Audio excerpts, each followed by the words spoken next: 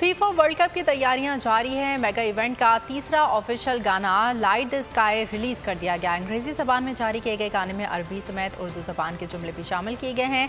Football का आलमी मेला 20 नवंबर से 18 दिसंबर तक कतर में सजे। मंजिल, रास्ता, जज्बा, भयानक सच्चाई से हटाए पर्दे और तोड़ डाली झूठ की बेड़ियां। सलाखों से डरना कैसा जब चट्टानों ने पाला हो। इमरान खान बोल के साथ जुम्मे से इतवार रात 10 बजे सिर्फ बोल न्यूज पर। सबसे ज्यादा व्यूज, सबसे ज्यादा रील्स और सबसे ज्यादा रेटिंग के साथ बोल अब भी नंबर 1 पोजीशन पर बरकरार।